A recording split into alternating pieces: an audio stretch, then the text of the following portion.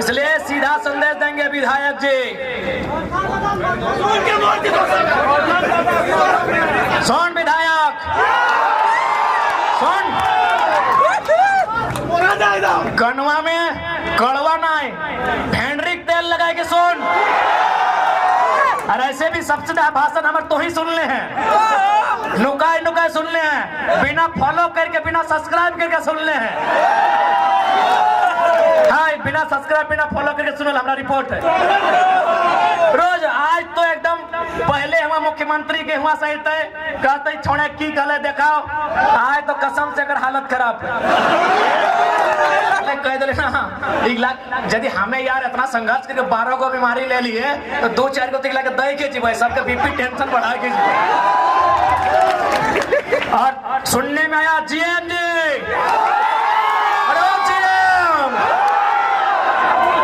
अगर एमपी बन गया है ना, दुनिया के किसी कोने में रहो, बिजली काटा है ना, बिजलियां काट ले रे जीएम।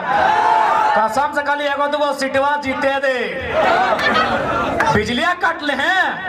तोर घर कहाँ, तोर पता कहाँ, तोर ठिकान कहाँ, सब पर्चिया पॉकेट में लाई के चलबो। और बाद रे जीएम, तो जीएम के ऑफिस में बैठे हैं, सांसद बनले पता हम कहाँ बैठबे, पीएम के ऑफिस में बैठबे।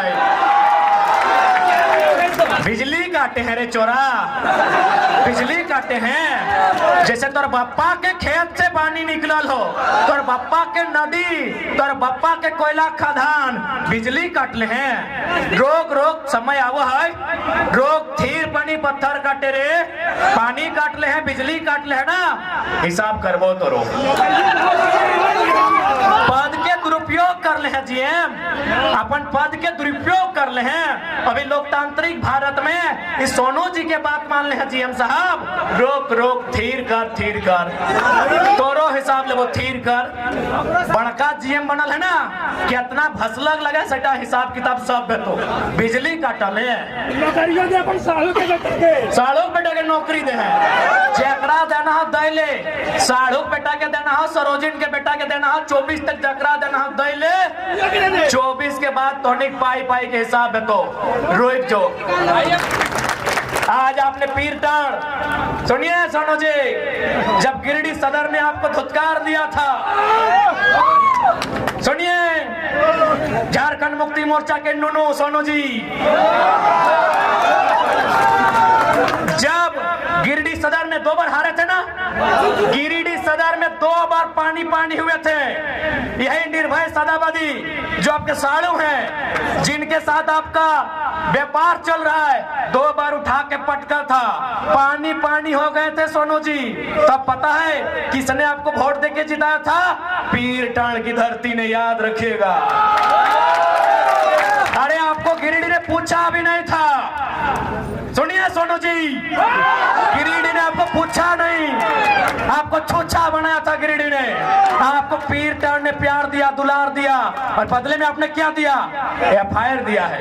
नक्सली बनाने की धमकी देते हैं, तो कसम से याद रखिएगा, मरना तो सबको है, पागल मत कीजिएगा। तो जिस दिन पगला गए ना, जिस दिन पगला गए ना, एक एक पाई पाई का हिसाब लेंगे। पीर टाड़ तो छोड़िए, एक गांव में घुसने नहीं देंगे सोनू जी, एक गांव नहीं घुसने देंगे। बहुत बड़ा सरकार का नूनू बन के बैठे हैं, एक गांव नहीं घुसने देंगे पीर टाड़ का। मजाक समझ लिए क्या? केस करेंगे, चुन चुन के केस करेंगे, अरे घंटा कर लेंगे केस से।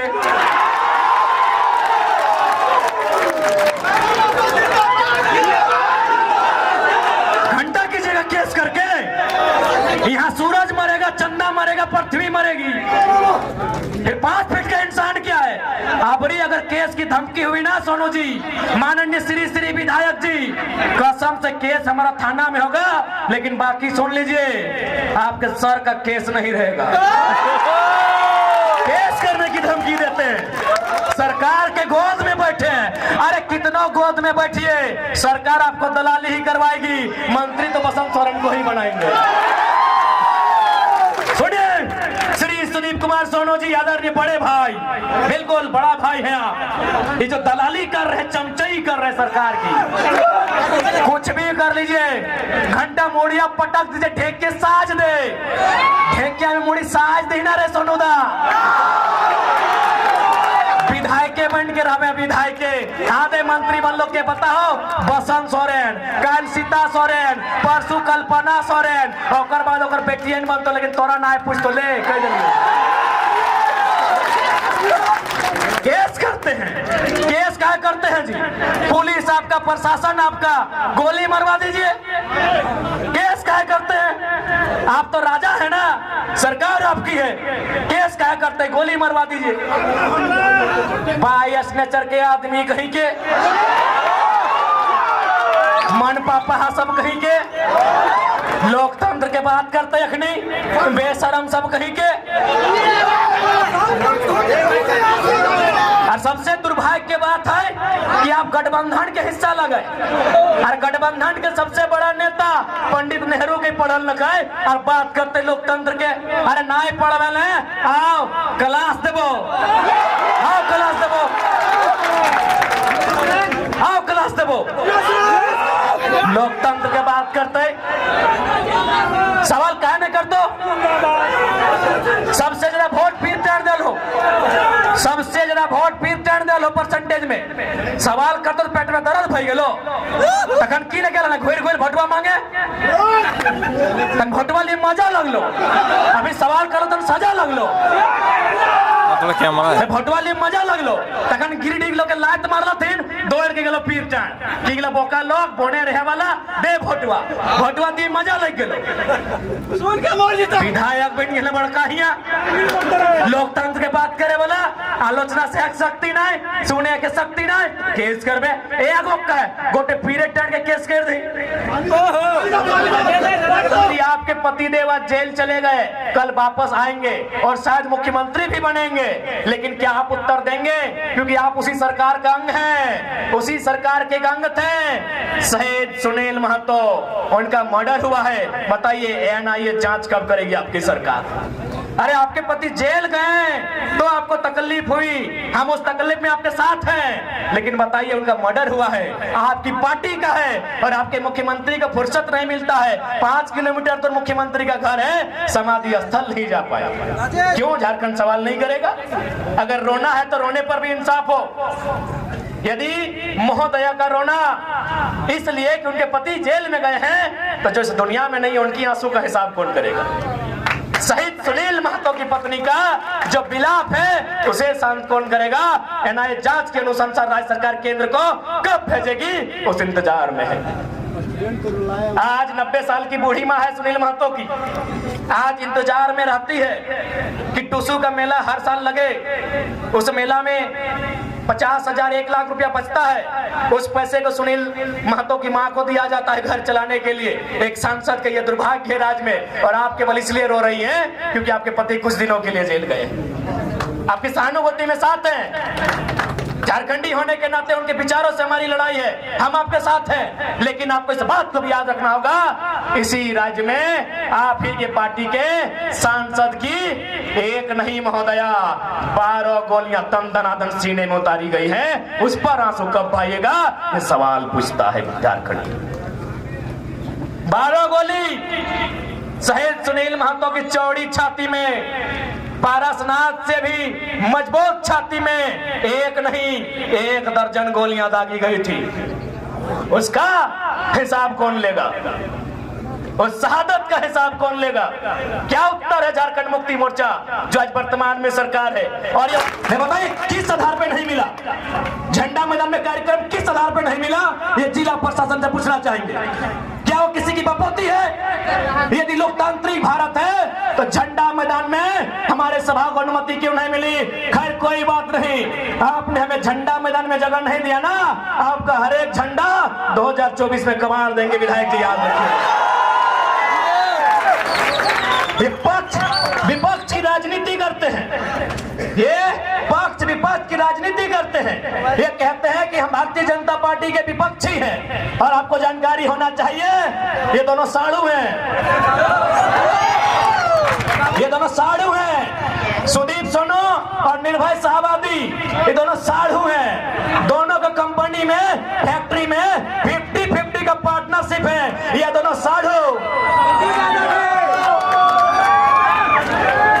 ये दोनों साढ़ू और झारखंडी बुड़बक, ये दोनों साढ़ू है। खाली झूठ मूठ में लोग ड्रामा करता है। इसलिए अब ना यहाँ एनडीए की बात होगी ना यूपीए की बात होगी, तो झारखंड की माटी में इस मिट्टी को बचाने की बात करेगा, उस पार्टी की बात होगी। दोनों साढ़ू है। सुने डीसी का भी योगदान है, अब वर्तमान की पूर्व नहीं मालूम। दोनों साढ़ू को डीसी भी सहयोग करते हैं। क्या है, आप लोग अकेले माल हड़प रहे हैं, 2-4 हिस्सा हमें भी दीजिएगा। यही हमारे लोकतंत्र की तस्वीर है आपके सामने। आज बड़ा दुर्भाग्य का बात है कि आज इस ग्राउंड में जब हम लोग का सभा होने वाला था, सुनने में आया यहाँ के लाडले, यहाँ के दुलारे सोनू मोनू, आदरणीय बड़े भाई श्री सुदीप सोनू जी, आपसे हमारी वैचारिक लड़ाई है। याद रखिएगा, आपसे हमारी व्यक्तिगत लड़ाई नहीं है। ये बहुत ही संकीर्ण मानसिकता के लोग हैं आप, कि आज 1 महीना पहले हम लोग परमिशन के लिए अनुमति मांग रहे हैं। मैं जिला प्रशासन तक ये संदेश देना चाहूंगा, क्योंकि आप लोग IAS IPS लोग हैं, आप संविधान की शपथ लेते हैं। भैया ये कौन सा संविधान, ये कौन सा लोकतंत्र कि आज बताइए इसी झंडा मैदान में मुख्यमंत्री का प्रोग्राम होता है, लेकिन आज हम लोग 6 महीना से झंडा मैदान परमिशन मांग रहे हैं, अब दे नहीं रहे। बताइए कौन सा लोकतांत्रिक व्यवस्था है, बताइए कौन सा व्यवस्था है। आज गिरिडीह के वर्तमान विधायक डरते हैं और जो लोग उनकी आलोचना करते हैं, सुने पीर टाण के साथ वो केस कर दिया जाता है। तो मैं जिला प्रशासन से निवेदन करूंगा, अरे झूठ मूठ का केस क्यों करते हैं भैया? केंद्र के खिलाफ जाना देशद्रोह है, तो राज्य के खिलाफ जाना राजद्रोह है। आप कुछ बड़ा केस कीजिए और हम लोग को इतना बुरा केस कीजिए कि जिंदगी हम लोग का नर्क ही बना दीजिए। आपको अगर तसल्ली मिले वही काम कीजिए। आप ये अन्याय का काम करते हैं, ताज्जुब होता है कि आप किनके इशारों पे काम करते हैं। अरे IAS IPS लोग मिनिमम ग्रेजुएशन होते हैं और ये झारखंड सरकार के 5वीं क्लास मंत्रियों की बात सुनते हैं, ये दुर्भाग्य का विषय है। अबे उनका गलत बात सुनते हैं, उनका गलत बात सुनते हैं। ठीक है, वो सरकार में है, सरकार का बात मानना कार्यपालिका का मतलब होता है, कार्यपालिका का नियम होता है, लेकिन आप एक विधायक के कहने पर पीर टाण के दर्जनों छात्रों पर केस सिर्फ इसलिए करते हैं क्योंकि उनके खिलाफ बात करते हैं। आज ये लोग लोकतंत्र की बात करते हैं, क्या इन्हें मालूम है लोकतंत्र क्या है? लोकतंत्र में आलोचना का क्या स्थान है, मैं आपको बताना चाहूंगा। इस देश के पहले प्रधानमंत्री माननीय पंडित जवाहरलाल नेहरू, उनका जन्मदिन था। उनके जन्मदिन पर पूरे देश से कवियों को निमंत्रण दिया गया था। उस कवियों की भीड़ में एक नौजवान नागार्जुन भी था। नागार्जुन ने क्या कहा था पता है? पंडित नेहरू के सामने कहा था कि वतन बेचकर नेहरू फूले नहीं समाते हैं। नागार्जुन ने कहा था कि वतन बेचकर पंडित नेहरू फूले नहीं समाते हैं, फिर भी गांधी की समाधि पर शीश नवाने जाते हैं, शीश नवाने जाते हैं। और पंडित नेहरू ने सुना, इसे लोकतंत्र कहते हैं। और सुदीप सोनू आलोचना सुन नहीं पाते हैं, अपने आप को विधायक कहते हैं, शर्माना चाहिए। अरे देश के प्रधानमंत्री ने आलोचना सुना, एक नौजवान के शायर को सुना, अभी कब? बर्थडे के दिन सुना, अपने जन्मदिन में सुना कि वतन बेचकर पंडित नेहरू फूले नहीं समाते हैं, गांधी जी के समाधि पर शीश नवाने जाते हैं। और आज ये सुदीप सोनू आलोचना नहीं सुनना चाहते हैं और अपने आप को विधायक कहते हैं, अपने आप को लोकतंत्र का प्रहरी कहते हैं, शर्माना चाहिए। यही नहीं, केवल बर्थडे में नहीं, पंडित नेहरू ने सदन में भी आलोचना सुना था। उस समय कवि कुल के श्रेष्ठ रामधारी सिंह दिनकर राज्यसभा के सांसद थे। भारत चाइना से 1962 में पिट चुका था और राज्यसभा में और कांग्रेस के सांसद थे, ऐसा नहीं कि विपक्ष के थे। रामधारी सिंह दिनकर कांग्रेस के राज्यसभा सांसद थे। क्या कहा था पता है? कि रोकने युधिष्ठिर को यहाँ, जाने दे इनको स्वर्ग धेर, पर मुझको लौटा दे गांडीव गदा अर्जुन भीम भी। कह दे शंकर से फिर एक बार, करे भारत में मंत्रोच्चार। आज ये सहिष्णुता होती है, ये लोकतंत्र होता है। और आज ये शख्स आलोचना सुन नहीं पाता है, आलोचना सह नहीं पाता है और अपने आप को लोकतंत्र का हिस्सा बताता है, शर्म आनी चाहिए। देश के प्रधानमंत्री ने आलोचना सहा है, प्रथम प्रधानमंत्री ने। ना उन्होंने किसी को ईडी भेजा, ना किसी को समन भेजा, ना किसी के यहाँ सीबीआई भेजा। खैर अभी वर्तमान प्रधानमंत्री की आलोचना मत कीजिएगा, नहीं तो आपको पाकिस्तान का टिकट कटवा देंगे। नहीं बताइए क्या यही लोकतंत्र है? क्या आप आलोचना नहीं कर पाएंगे? जो आपकी आलोचना करेंगे, जो आपसे सवाल करेंगे, जो अपने अधिकार की बात करेंगे, आप उन पर केस करेंगे। तो मैं जिला प्रशासन से निवेदन करूंगा कि छोटा मोटा मत केस कीजिएगा, क्योंकि स्वदीप सोनू भले मुख्यमंत्री कोई और है, इस सुपर सीएम है, सीधे हम लोग पे राजद्रोह का केस कीजिएगा, उम्र कैद का सजा दीजिएगा।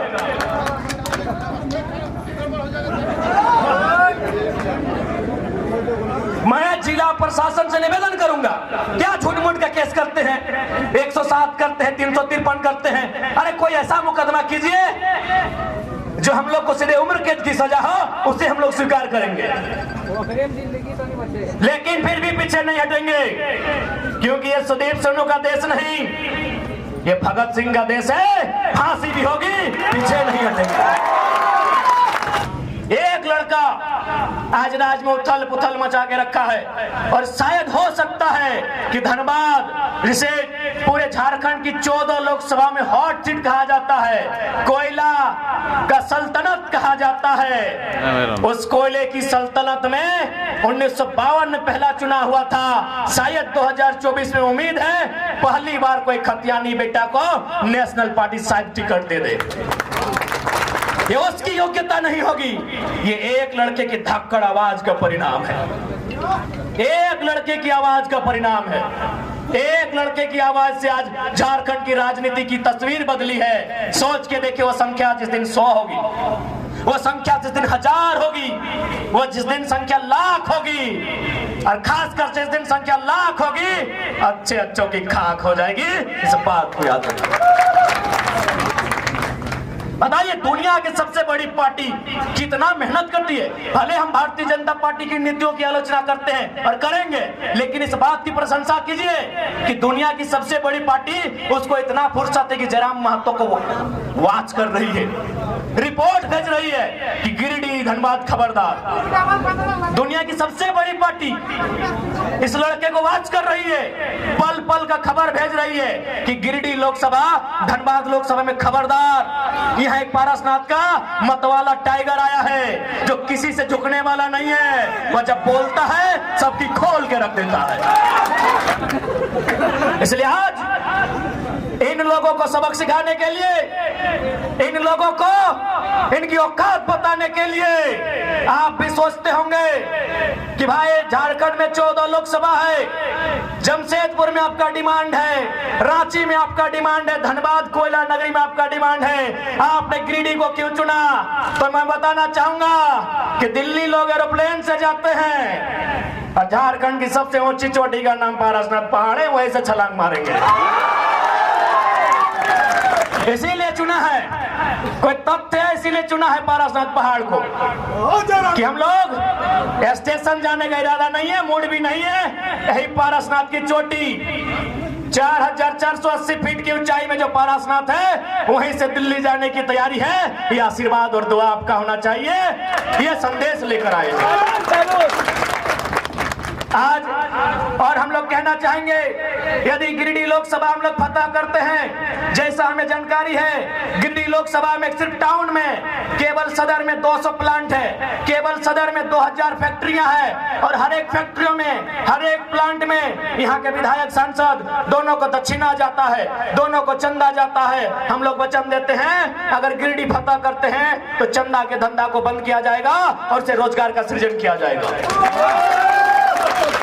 आज बताइए क्या नहीं दिया हमने। आज गिरिडीह में सीसीएल, धनबाद में बीसीसीएल, रामगढ़ में सीसीएल, गोड्डा में सीसीएल, रांची में CMPDI, coal India of India. India में जो कोल इंडिया है उसकी 8 यूनिट होती है। सुदीप सोनू जी भी थोड़ा सुन लेंगे, क्योंकि हमको उम्मीद है नहीं जानते हैं। यही तो खासियत है पैसा कमाए कि हम केवल लीडर नहीं है विधायक जी, टीचर भी हैं। वीडियो देख के सीख लीजिएगा। सीख लीजिएगा। और ऐसे भी हमारे भाषण का नकल करते हैं, उनके सहयोगी हमें बताए हैं। विधानसभा के भीतर हमारे भाषण को इन्होंने नकल करके रखा है। अच्छी बात है, बच्चे इस बच्चे के लिए गर्व की बात है। तो सुनिए माननीय विधायक जी, क्योंकि हमने कोयला पे बात किया है, गिरिडीह में CCL है। कोयला की 8 यूनिट होती है कोल इंडिया की।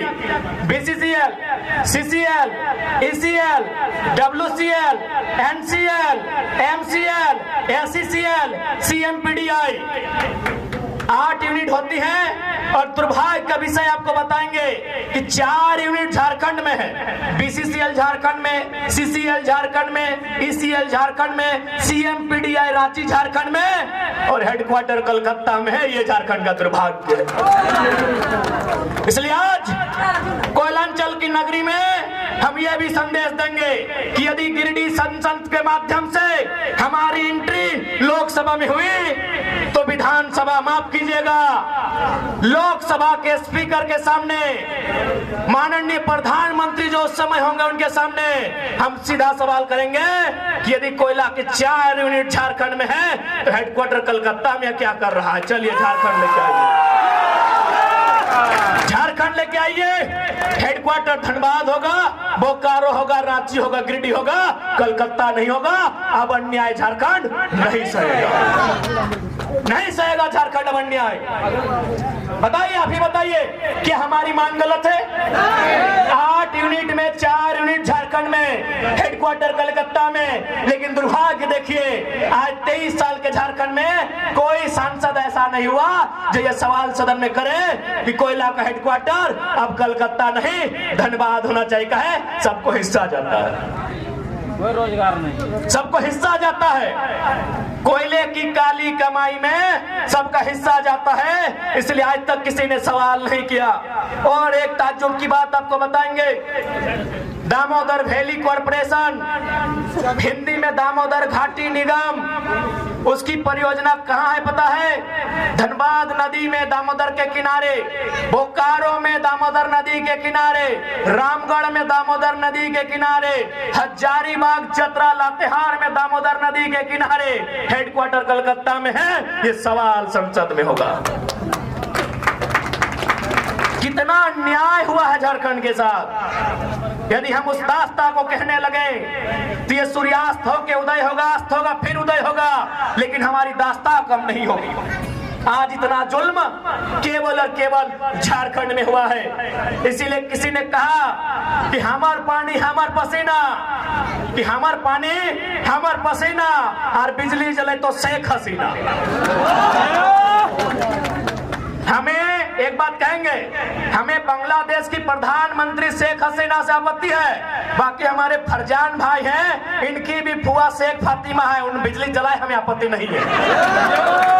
हाँ, हम कहना चाहेंगे हमारे फरजान भाई हैं, आदे शेख साहिद भी आए हैं, सानिया बहन भी आई है, और रिजवान दौलेडी है, और हमारे रोकी शेख भी हैं, तो उनकी भी फुफी जान का नाम शेख फातिमा है। वो बिजली जलाए हमें आपत्ति नहीं है। हमें ये आपत्ति है कि पानी हमारा, पसीना हमारा, बांग्लादेश की प्रधानमंत्री क्यों जलाएगा? ये बात की आपत्ति है। बाकी हमारे फरजान भाई हैं, इनकी भी फुफी जान का नाम शेख फातिमा है, वो जलाए हमें कोई आपत्ति। ये तकलीफ की बात है, ये तकलीफ की बात है कि झारखंड के साथ इतना दुराचार होता है। इसलिए आज उन दुराचार को रोकने के लिए, झारखंड में सदाचार को बहाल करने के लिए, कदाचार को मिटाने के लिए आज झारखंड के जनमानस को, झारखंड की युवा पीढ़ी को, राजनीतिक महत्व को, राजनीतिक समझ को आपके अंदर एक चेतना बनाकर जागृत करना होगा।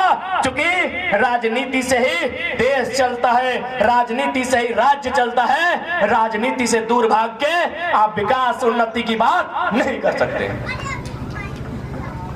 आज बताइए, ये अन्याय ही है। इसी बिहार प्रदेश में एक विधेयक आता है, उस विधेयक का नाम होता है 75% आरक्षण। माननीय राज्यपाल बिहार के उसे स्वीकार कर लेते हैं। इसी झारखंड में और एक विधेयक आता है सेम टू सेम, वहां 75 था, यहां 77 था। राज्यपाल वहां स्वीकार करते हैं, झारखंड में अस्वीकार करते हैं। ये झारखंड की तस्वीर है। झारखंड में राज्यपाल भी देखिए क्या काम कर रहे हैं। राज्यपाल भी देखिए किस कदर बायस्ड होकर काम कर रहे हैं। राज्यपाल जो एक महामहिम का उत्तराधिकारी कहा जाता है, राष्ट्रपति महोदया का उत्तराधिकारी राज्यपाल को कहा जाता है, आज बताइए वे भी क्या काम कर रहे हैं। यही बिहार में स्वीकार और झारखंड में दरकिनार। ये झारखंड की राजनीति है, बताइए आप। इसलिए आज इस बात को समझना होगा। बिहार में क्यों पारित हुआ पता है? बिहार में 243 विधायक बैठते हैं। 243 के 243 कट्टर बिहारी हैं। बहुत खुशी की बात है, क्योंकि ये लड़ाई झारखंडी बिहारी, झारखंडी बंगाली की नहीं है। बिहार में ये पारित हुआ।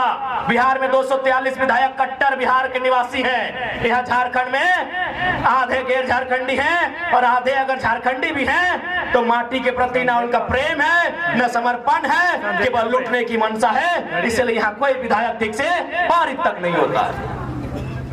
इसलिए आज तमाम नौजवानों को इस राजनीति को बदलना होगा और विश्वास कीजिए, विश्वास कीजिए। जिस दिन नौजवान आई हेट पॉलिटिक्स नहीं, आई लव पॉलिटिक्स कहेंगे, कसम से बदलाव होगा। आज एक वो लड़का, साधारण सा लड़का, 2 साल पहले जिसको कोई जानता नहीं था, आज राजनीति में ईमानदारी पूर्वक आया है, समर्पित भाव से आया है और संविधान को पढ़ के आया है। इतना ताकतवर बना है कि गिरिडीह और धनबाद में लोग हिम्मत नहीं कर रहे कैंडिडेट कौन होगा।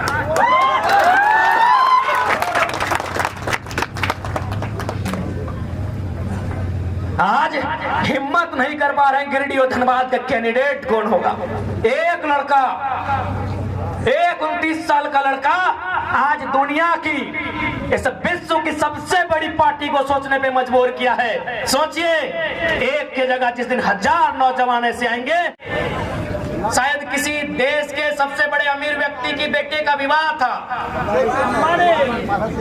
जो भी है उनसे हमारी कोई बैर नहीं है, ना ही कोई असहमति है, लेकिन हमें कुछ चर्चा करेंगे।